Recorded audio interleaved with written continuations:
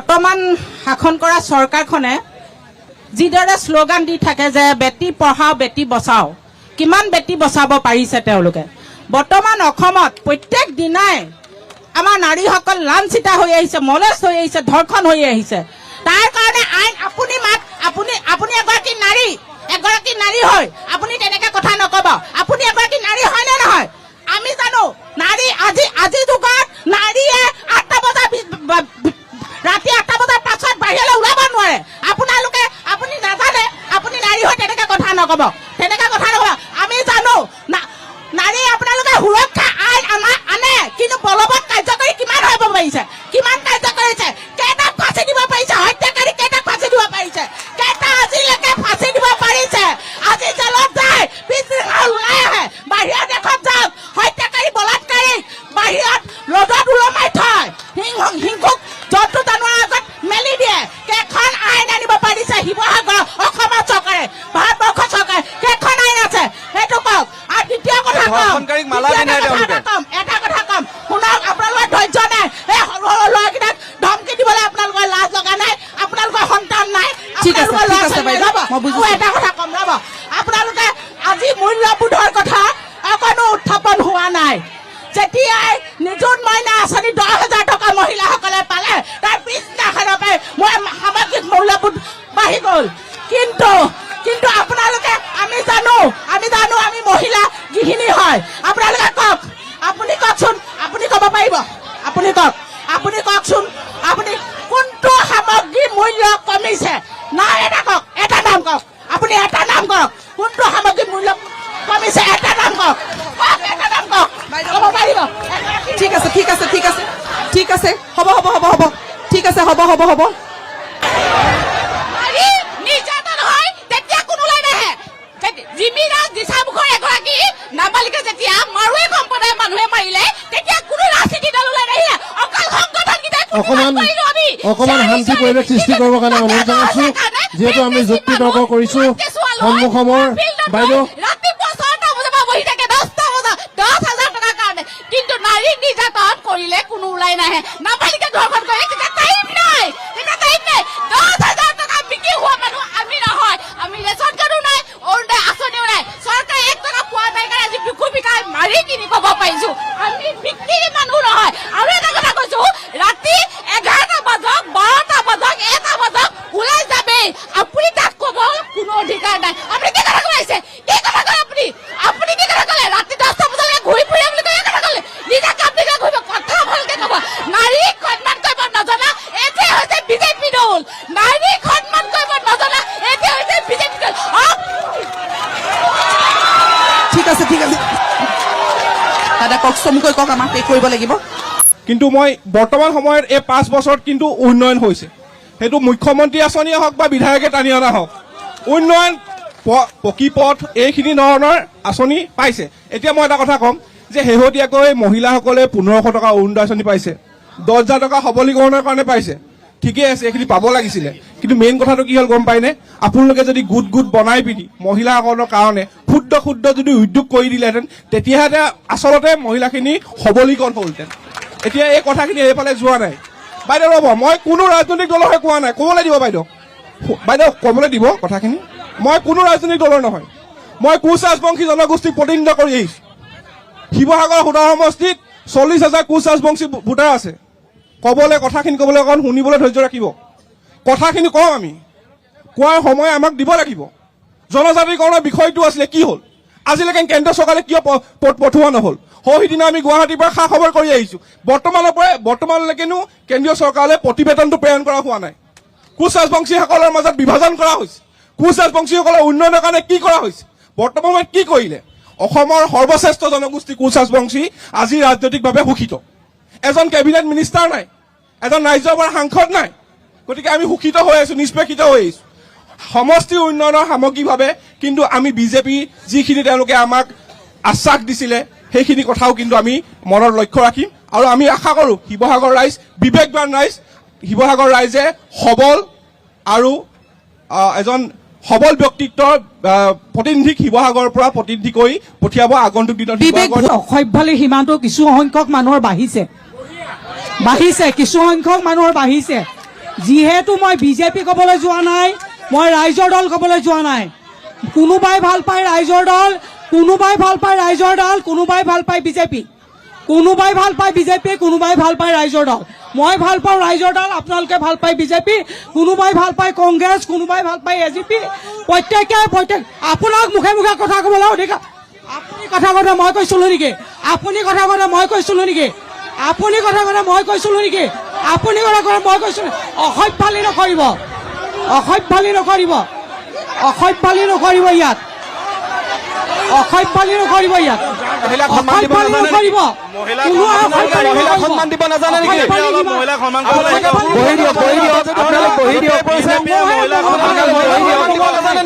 মঙহে মঙহ খায়, আপোনালোকে জানে নাজানে? অলপ দিনৰ আগত যে এজন বিধায়ক যে বহু কষ্ট কৰি যে হাৰিছিলে, কাৰ কাৰণে? মঙহে মঙহ খায়, মঙহে মঙহ খায় কাৰণে এজন বিধায়কে 4টা টাইম কষ্ট কৰি পেলাই হাৰিছিলে। আজিৰ তাৰিখত এপ্ৰিলৰ লাষ্টত কোনজন বিধায়ক হয় আপুনিও নাজানে, ময়ো নাজানো কাৰ কপালত লিখা আছে।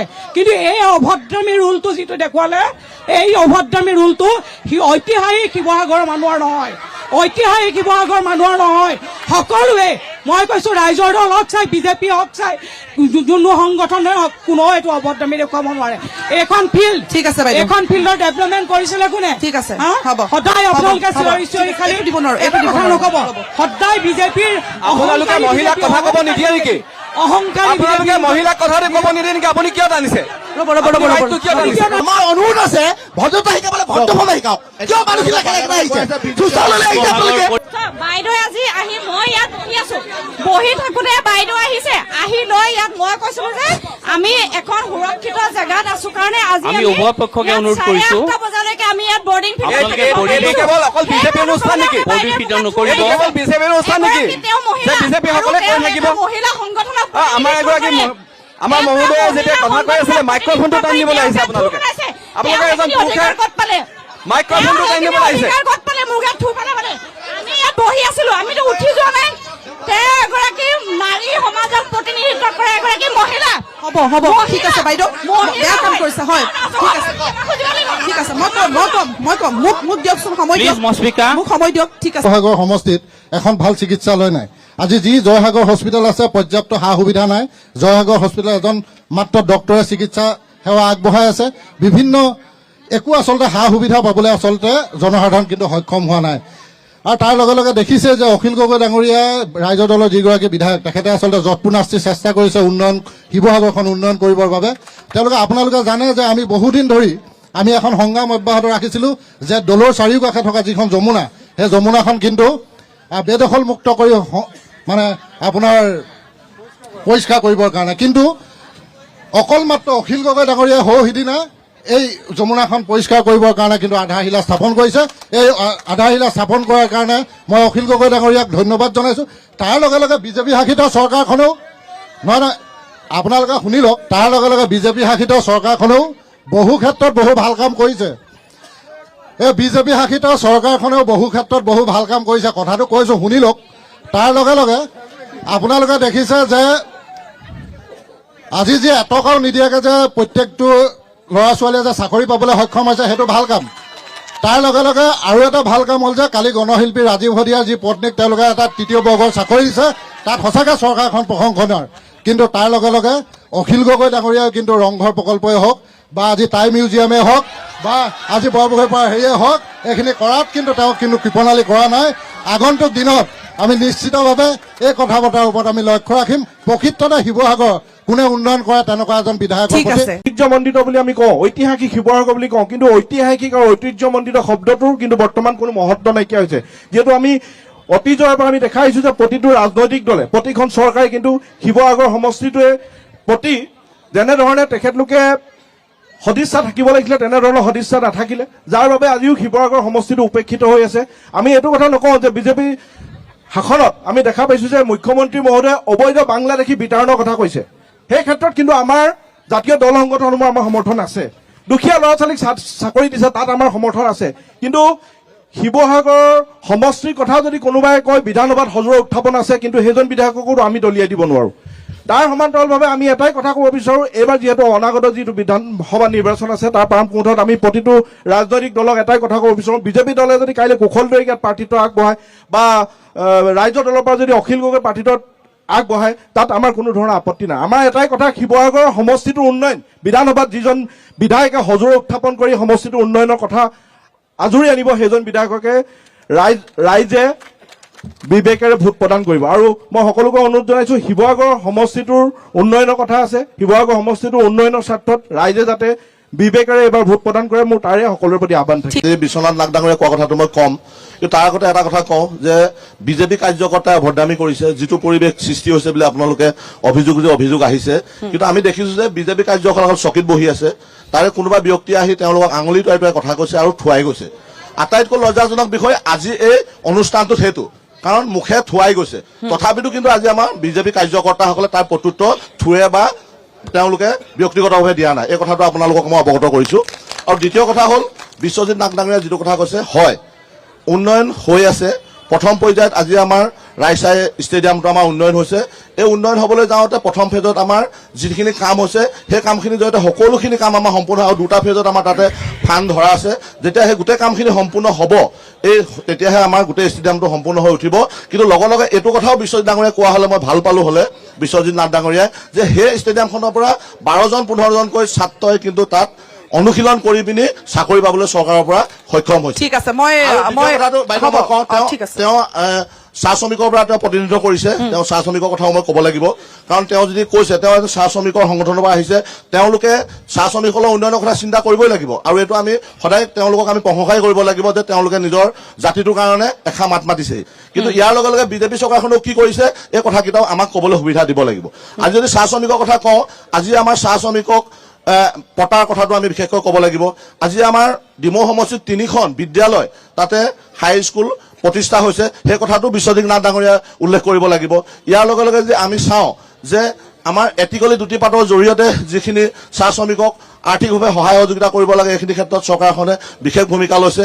আৰু তাতকৈ ডাঙৰ কথা, আজি 10 বছৰ আগলৈকে কোনো চাহ শ্ৰমিকক কিন্তু IY ঘৰ বা চৰকাৰী ঘৰ দিয়া ব্যৱস্থা নাছিলে।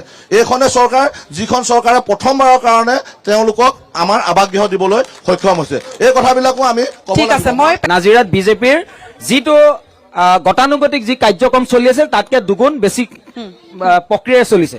আৰু নাজিৰাত খুব সম্ভৱ আমাৰ দলে, আমি ক'ব নোৱাৰো ঠিৰাংকে, খুব সম্ভৱ নাজিৰাত হয়তো ময়ূৰ বৰগোহাঁইক বিজেপি দলে টিকেট প্ৰদান কৰিব পাৰে। আৰু ময়ূৰ বৰগোহাঁই ডাঙৰীয়াই এটা ছাত্ৰ সংগঠনক দীৰ্ঘ সময় প্ৰতিনিধিত্ব কৰি আহিলে, তাৰপিছত ভাৰতীয় জনতা পাৰ্টীত অংশগ্ৰহণ কৰিলে, ভাৰতীয় জনতা পাৰ্টীত অংশগ্ৰহণ কৰি জিলাৰ সভাপতিৰ নিচিনা পদ অলংকৃত কৰি সুন্দৰভাৱে সংগঠন চলাই গ'ল। আৰু তেওঁৰ দিনতে সংগঠনৰ এটা পৰ্যায়ত মজবুতটো কৰি থৈ গ'ল, সেইটো কথাও আজি আমি ক'ব লাগিব। আৰু তেওঁ টাই আহোম ডেভেলপমেণ্ট কাউন্সিলৰ দায়িত্ব লৈ পেলাই যি চৰকাৰৰ পৰা 200 কোটি টকা লাভ কৰিছিলে, যিসমূহ আজিলৈকে ৰজাৰ যিবোৰ আমাৰ মৈদাম আছিলে, দল দেৱালে যিবোৰ অবৈধভাৱে আছিলে, তাৰ কোনো সংৰক্ষণ নাছিলে, কোনো সংবৰ্ধন নাছিলে, তাৰ কোনো বৈজ্ঞানিক পদ্ধতিগতভাৱে সংৰক্ষণ হোৱা নাছিলে, সকলো আমাৰ যিসকল বিশিষ্ট ইতিহাসবিদ আছে তেওঁলোকক লৈ সেইবোৰ চিনাক্ত কৰি পেলাই এই মাত্ৰ 2টা বছৰত প্ৰায় 60-70টা সম্পদ সুন্দৰভাৱে উলিয়াই চাফ চিকুণ কৰি অবৈধ দখলৰ পৰা মুকলি কৰি তাক বাউণ্ডেৰী ৱাল মাৰি লাইটৰ ব্যৱস্থা কৰি সুন্দৰকে সংৰক্ষণৰ ব্যৱস্থা কৰিছে।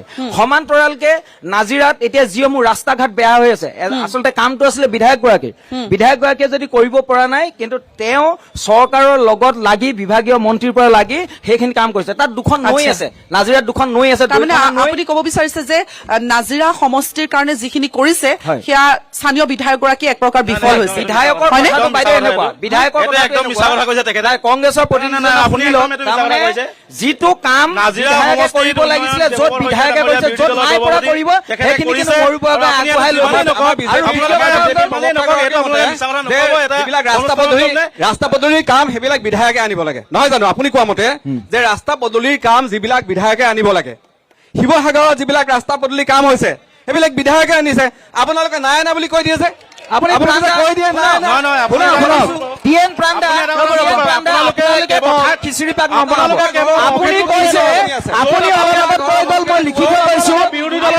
বিধায়কে যেতিয়া ধুমটো পায়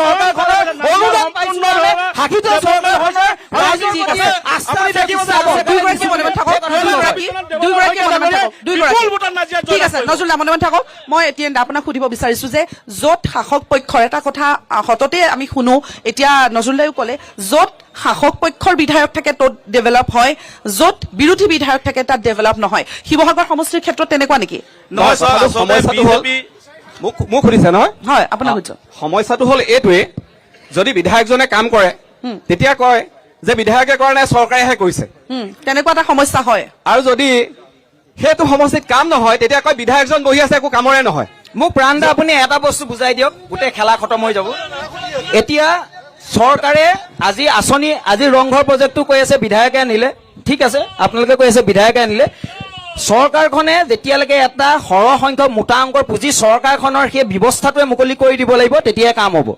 আজি কিন্তু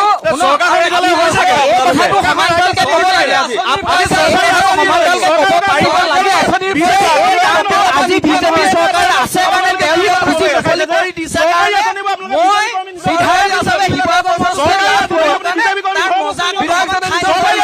চাব পাৰিছো ঠিক আছে মই শামসুলদাৰে শেষ কৰিম শামসুলদাৰে মই শেষ কৰিম শামসুলদাৰ ঠিক আছে নজৰুলদা টিএন প্ৰাণদা আৰু বিশ্বজ্যোতি দা হ'ব ঠিক আছে মই বুজিলো যেতিয়া বিধায়কগৰাকীয়ে যেতিয়া কোনো এটা আঁচনি আনে কিবা এটা প্ৰকল্প আনে ডেফিনেটলি চৰকাৰখনে সেই প্ৰকল্পৰ ধন দিব লাগিব হয় ডেফিনেটলি দিব লাগিব সেইটো কাৰণে কৈছো চৰকাৰখনে পইচাবিলাক চৰকাৰী তহবিলত জমা থাকে সেইবিলাক পইচাহে দিয়ে হিমন্ত বিশ্ব শৰ্মা ঘৰৰ পইচা নিদিয়ে নহয় ৰঙা চকু দেখুৱালো হাকুটি মাৰি আনিলো ডাইকি মাৰি আনিলো এইবোৰ কেলে কয় সেইটো কৰিবলগীয়া হয় আপোনালোকৰ মুখ্যমন্ত্ৰীয়ে কৈছে বিজেপি দলৰ নহয় অসমৰ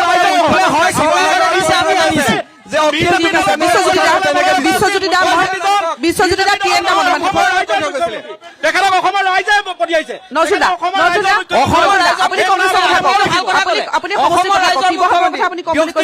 হিমন্ত বিশ্ব শৰ্মা অসমৰ মুখ্যমন্ত্ৰী পদটোৰ মৰ্যাদা আছে কিন্তু আমাৰ শিৱসাগৰ বিধায়কজনে কি বুলি কয় মই তেওঁক জাঙিয়াত মুটাই দিলো মই তেওঁক খাৰা কৰি দিলো আমাক এইটো বিধায়কজনক কোৱা বিধায়ক এজনে মুখ্যমন্ত্ৰীজনৰ প্ৰতি কৰা অশালীনতা ই শিৱসাগৰ গোটেই সমষ্টিৰ মানুহৰ ঠিক আছে মই 2 মিনিটত নজৰুলদা কংগ্ৰেছৰ কথা কওক শিৱসাগৰ সমষ্টি ছাৰ আপোনালোকে দেখিছে যে আমি প্ৰথম পাই শুনি আছো যে শিৱসাগৰ সমষ্টি বহু কথা কৈ আছে কিন্তু আমি জানো যে 2001 চনৰ পূৰ্বে এইখন শিৱসাগৰত ৰাতি গধূলি 6টা বজাৰ পিছত ওলাই অহা কোনো মানুহ ওলাই আহিব নোৱাৰিছিল ৰাস্তালৈ কিন্তু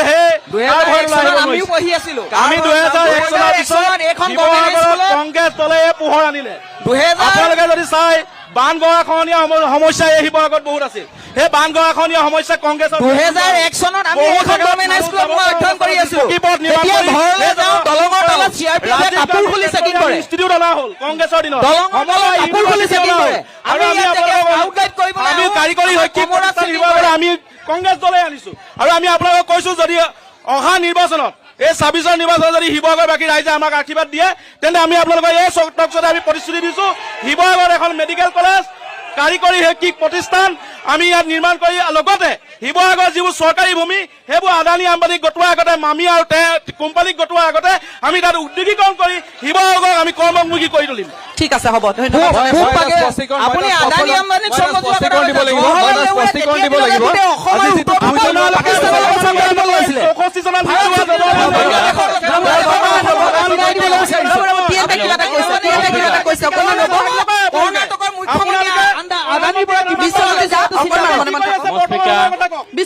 টিএন দা কওকচোন কি স্পষ্টীকৰণটো দি লওক বিশ্বজ্যোতি দা কিবা এটা স্পষ্টীকৰণ দি ল'ব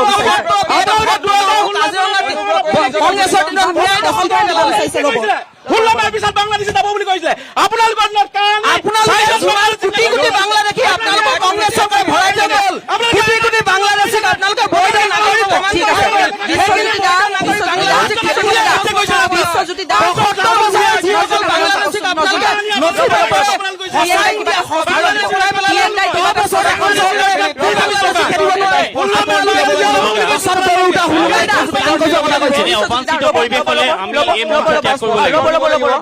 যে যিটো কথা থুই পেলোৱাৰ কথা কৈছে মই এটা স্পষ্টীকৰণ দিছো আমাৰ ৰাইজৰ দল নহয় প্ৰথম কথা নহয় আপোনালোকে এতিয়া এনে অবাঞ্ছিত পৰিৱেশ হলে আমি এই মঞ্চ ত্যাগ কৰিম। ঠিক আছে টিএন দা হ'ব, ঠিক আছে, তেখেত ৰাইজৰ দলৰ নহয় বুলি কৈছে, ঠিক আছে, সেয়া ৰাইজৰ দলৰ স্পষ্টীকৰণ। শামছুল দা, Hello. শামছুল দা, মাননীয়- সমষ্টিৰ উন্নয়ন লাগে, মাননীয় সমষ্টিৰ উন্নয়ন লাগে। শিৱসাগৰ জিলাৰ সুধীবৃন্দ, আপোনালোক কোনো কাৰো ব্যক্তি শত্ৰু নহয়, এইটো কোনো ৰাজনৈতিক বিতৰ্ক হয়। হয়, এইখন ইয়াত গতিকে মই ৰাজনৈতিক অনুৰোধ বাকযুদ্ধহে হৈছে, ব্যক্তিগত গতিকে মই বাকযুদ্ধ অনুৰোধ নহয়। কৰিম, মই কথা কৈ থকা অৱস্থাত আপোনালোকে হস্তক্ষেপ নকৰিব। মই বেছি কথা নকওঁ, কাৰণ মই কোনো ৰাজনৈতিক দলৰ প্ৰতিনিধি নহয়। মোক কোৱা হৈছে নিৰপেক্ষ বিশ্লেষক বুলি। নাই, নাই, গতিকে শামছুল মোক দা, ক'বলৈ দিয়া শামছুল দা, হওক। আপুনি আপুনি নিৰপেক্ষ বুলি নক'ব। নক'ব। মই কথা কৈ আপুনি নক'ব। মই কথা কৈ আপুনি নক'ব। আপুনি কথা কৈ মই কোৱা নাই। আপুনি কথা কৈ মই কোৱা নাই। আপুনি কথা কৈ মই কোৱা নাই। আপুনি কথা কোৱাতে মই কোৱা নাই। আপুনি কথা কৈ মই কোৱা নাই। আপুনি কথা কৈ মই কোৱা নাই। আপুনি কথা কৈ মোক কোৱা সকলোৰে আছে, কথা কোৱাৰ অধিকাৰ সকলোৰে আছে। গণতান্ত্ৰিক দেশ হ'ল। মই শামছুল দাক দিছো, গণতান্ত্ৰিক দেশ হ'ল। শামছুল দাই ক'ব, Please. শামছুল দাই কথা প্লিজ, ক'ব, মই এই মঞ্চ মই ত্যাগ কৰি দিম। মই কৈ দিছো ভৱিষ্যতে কোনো টকশ্বত নাহো মই ইয়াত। শামছুল দা কওক, আপোনাক সময় দিছো, কওক। মাননীয় শিৱসাগৰ জিলাবাসী ৰাইজ, আপোনালোক কোনো কাৰো ব্যক্তি শত্ৰু নহয়। আপোনালোক ৰাজনৈতিক বিতৰ্কত অংশগ্ৰহণ কৰিছে, শালীনতা ৰক্ষা কৰক প্লিজ। এতিয়া মই ক'বলৈ গৈছো এই কথাটো অৰ্থনীতিৰ লগত উন্নয়নৰ এটা সম্পৰ্ক আছে। মই বায়'ডাটা বেছ কথা ক'ম, কোনো চৰকাৰী পক্ষৰ বিপক্ষৰ নহয়, ৰাইজৰ দলৰ সদস্য নহয়। ক'ব পাৰিব নি কোনোবাই মোক? কোনো ৰাইজৰ দলৰ সদস্য নহয়, কংগ্ৰেছৰ সদস্য নহয় মই। এতিয়া ক'বলৈ দিয়ক, এতিয়া ক'বলৈ দিয়ক মোক। কোনো দায়িত্বত নাই, আপুনি তেনেকে নক'ব। 1,72,000 কোটি টকাৰ ঋণত পুত গৈছে হিমন্ত বিশ্ব শৰ্মা চৰকাৰ। আজি কেগৰ প্ৰতিবেদনে প্ৰমাণ কৰিছে, আৰু যদি ৰাজ্য চৰকাৰে ঋণ লয় এইখন দেউলীয়া ৰাজ্য বুলি প্ৰমাণিত হ'ব। উচ্চতম ন্যায়ালয়ে এইটো ঘোষণা কৰিছে, অসম দেউলীয়া ৰাজ্য ঘোষণা হ'ব। এতিয়া মই শিৱসাগৰ জিলা সমষ্টি ভিত্তিক মোৰ লাষ্ট কনক্লুজন যিটো কমেণ্ট সেইটোলৈ আহিছো। শিৱসাগৰ জিলাত বহুত কিবা কিবি নাই, বহুত কিবা কিবি আছে। উন্নয়নো হৈছে আৰু উন্নয়ন হোৱাও নাই। কিন্তু কথা হ'ল যে শিৱসাগৰ জিলাত এজন অভিভাৱক মন্ত্ৰী আছে। হয়, শিৱসাগৰ সমষ্টিৰ যিজন বিৰোধী দলৰ বিধায়ক, সেই বিৰোধী দলৰ বিধায়কজনৰ কিছু সীমাবদ্ধতাও আছে, এইটো আমি স্বীকাৰ কৰিব লাগিব। তেওঁ সকলো কাম কৰিছে বুলি মই বুকুত ঠিক কোৱা নাই, এতিয়ালৈকে কোৱা নাই মই। কিন্তু এইটো কথা হয়, অভিভাৱক যিজন মন্ত্ৰী, অভিভাৱক মন্ত্ৰীজনে কি তদাৰক কৰিলে তাৰ এখন তালিকা আপোনালোকে দিয়ক। ধন্যবাদ। ৰ'ব, এতিয়া সকলোকে ধন্যবাদ জনাইছো। বিধায়কজনৰ সকলোকে ৰ'ব বাইদেউ, আমাক নাকাটিব। বিধায়কৰ কথা ক'লে, অভিভাৱক মন্ত্ৰীৰ কথা ক'লে, তেওঁ এটা কথা অতি সুন্দৰভাৱে চতুৰি আঁতৰি গ'ল, সাংসদজনৰ কি কাম আছে? ইয়াৰ